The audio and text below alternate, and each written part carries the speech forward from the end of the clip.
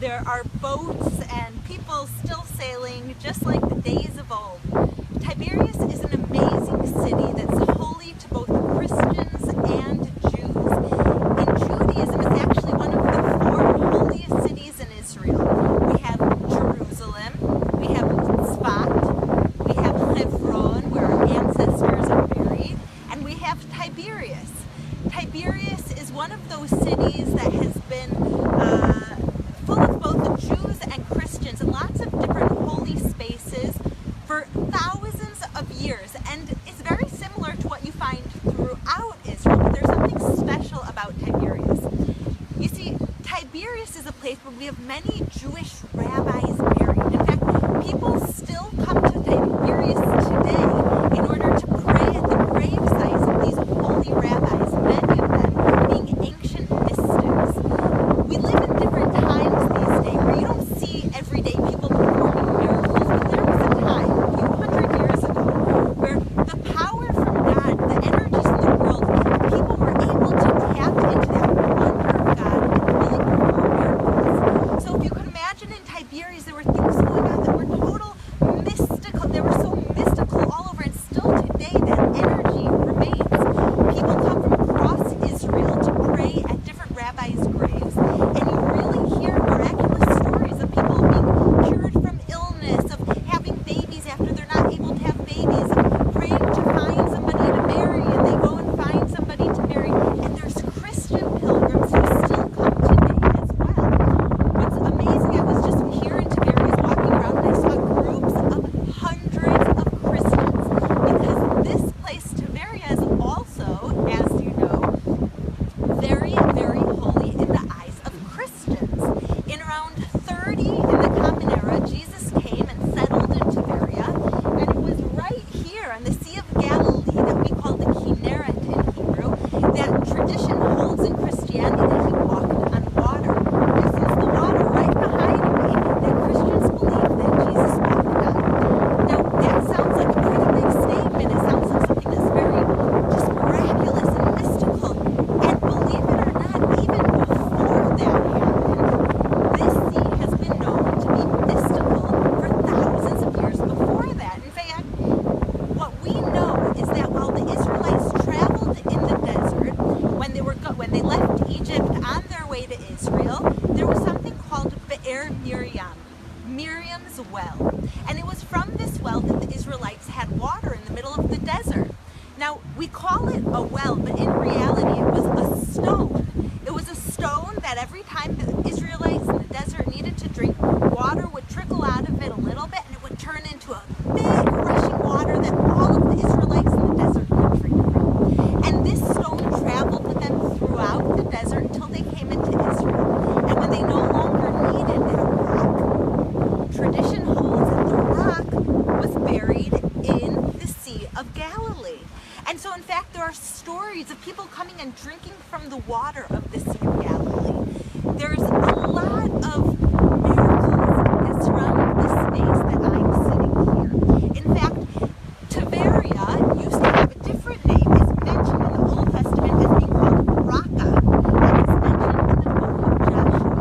This is one of the ancient cities, and in fact, Tiberia, which now has a population of around 42,000 people, and they still use the fish from the Sea of Galilee. You can see people fishing here, that this is what sustains them. They have markets with fresh fish markets.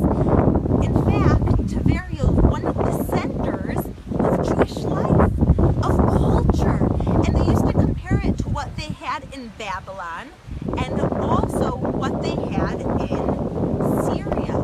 You'll never believe it, but what's happening today in Aleppo, what's happening that the whole world is talking about, of getting those refugees out of Aleppo and Syria, the innocent people who are caught in the middle. Aleppo used to be the center of Jewish life. It used to be one of the centers of Jewish life. So there was Aleppo in Syria, there was Babylon, which was in Iraq, and there was Tiberia. This was the center of Jewish culture and Jewish life. How did the Jews get here? Well, it was during the temple period when the temple was destroyed. They had to flee Jerusalem. They came down to Tiberia to set it up. Now, it was also one of the political centers of Israel, and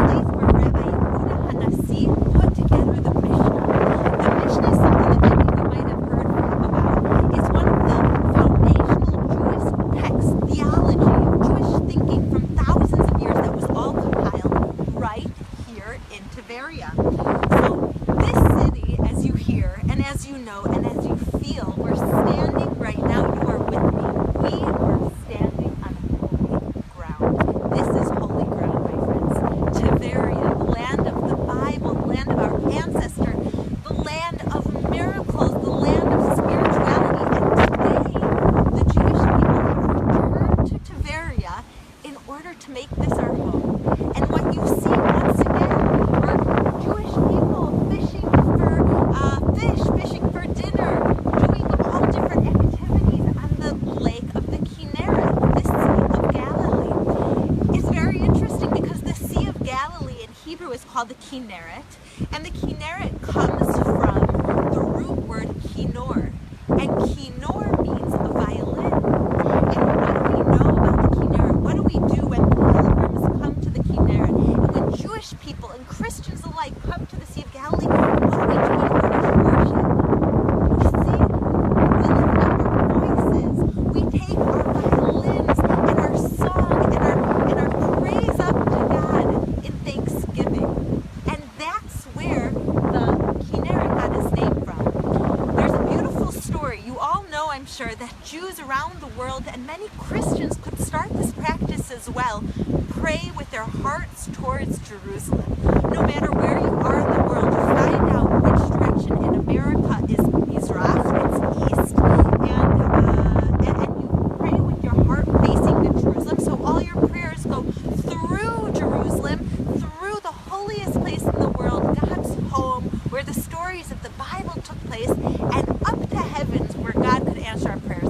But there's a story. There was a very righteous, holy man who lived in Tiberia, and he had lots of followers. And every week on Friday, before the Sabbath, before Shabbat, he would go down to the Kinneret, the Sea of Galilee, and then he would come back and have Sabbath with all of his followers.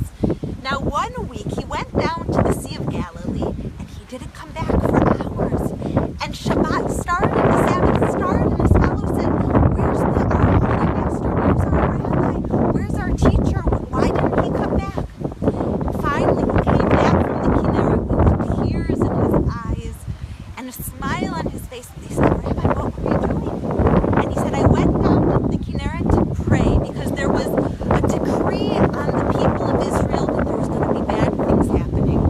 And I went down to the Kinneret to pray because just as the prayers all go to Jerusalem of people around the world, all the prayers go through Jerusalem, first they go to Tiberia. First they go to the Sea of Galilee in order to be purified by the holy waters. Send those prayers, they're purified by the holy waters, go to Jerusalem and lift it up to God." So I went to the source of purity, the source of prayer.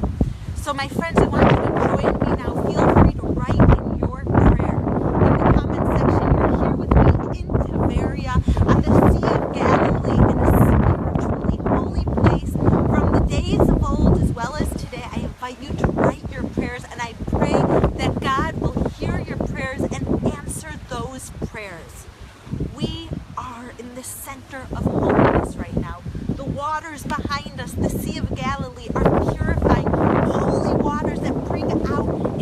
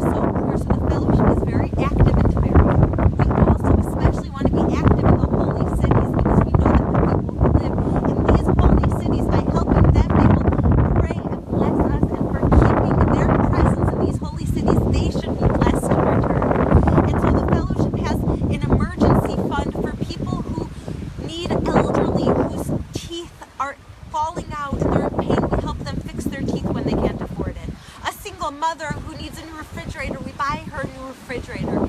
Children who during the winter need new boots, it's very rainy, we buy them new boots. We have an emergency fund to help the people of Tiberia. We also have a food program because there's no national food program in Israel. The fellowship has set up food programs in Tiberia to give these people, right? Just like the times of the Bible that we learned that we have to feed the hungry, here in one of the cities of the Bible, the fellowship is feeding the hungry on behalf of Christians and Jews around the world. And we also have bomb shelters because we know this is a fight of good versus evil. We know that the evil is trying to destroy Israel, attack Israel, and Tiberia, being in northern Israel, has received many attacks. During wars, there are rockets flying here in this city. And so the fellowship has set up bomb shelters to protect the people of Tiberia. And imagine this, that during wars, rockets are falling, that they go into a bomb shelter and it's donated with love for Christians and Jews around the world. And your presence here in Tiberia is still felt to this day. There was a Jewish and Christian presence in Tiberia for thousands of years, and many of those people in Tiberia were fleeing the destruction of the temple. Jesus set up for Christians to have a home here in Tiberia, and the followers that he had remained in Tiberia for so many years. The Mount of Beatitudes is just 10 minutes from where I'm sitting.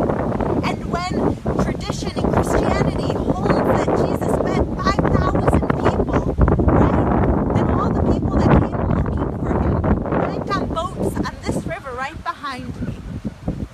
There is history here, shared history, Jewish and Christian history in Tiberia, that this is where brotherhood needs to happen. This is where unity needs to happen. And here in Tiberia, with the fellowship uniting Christians and Jews to help save lives, I can tell you that the holiness felt in the city is beyond these holy waters, is beyond the holy ground, but it's going into the hearts of individuals. So thank you for joining me here on these holy waters of the Kinneret, of the Sea of Galilee. Thank you for joining me here in the holy city of Tiberias, one of the 4 holiest cities in Israel. Remember that we said Jerusalem, we have Sfat, the mystical city, we have Tiberia, and we have Hebron. And so this is your home as well. And I'm happy that you got to join me. I'm going to turn around the camera for a minute and show you a little bit of where we are right now. Okay, so you could see these are the homes on the Kinneret. You can see these birds that are flocking. This is the only sea, this is the only water that has Israel on every side. Everywhere you see, this is the only place in the entire country that on every side of the sea, on every side of a body of water, is Israel.